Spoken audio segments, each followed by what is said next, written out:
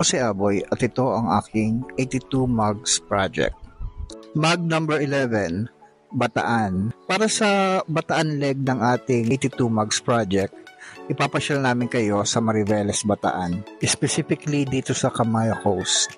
Hindi ko na siya i-gatekeep sa inyo. Nabuko siya for only 599 per packs. And that even includes yung ferry boat ride going to and from Camaya Coast. Ito yung website nila at ito yung mobile version ng web app nila pag magbo-booking kayo. Ang terminal na kanilang ferry ay nasa likod ng CCP lapit sa Coconut Palace. Kita naman siya sa Waze. Look for Camaya Coast Manila Ferry Terminal. Boat ride from Manila going to Mariveles, inabot din kami ng around 2 hours. Terminal niya before is sa bandang MOA. Steer no nagpunta ako sa Camaya. Ngayon nga nilipat na sa likod ng CCP.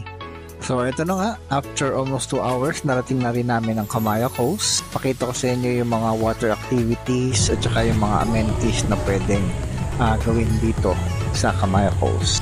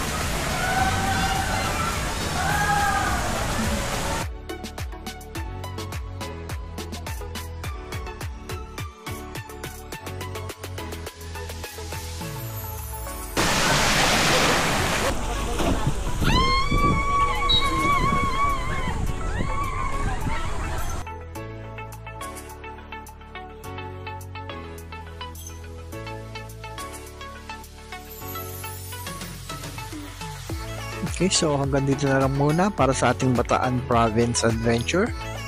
Samahan niyo po muli ako sa mga susunod pang probinsya ang ating pupuntahan hanggang makumpleto natin ang ating 82 Mugs Project. Muli ako si Aboy ng Aboy Vlogs.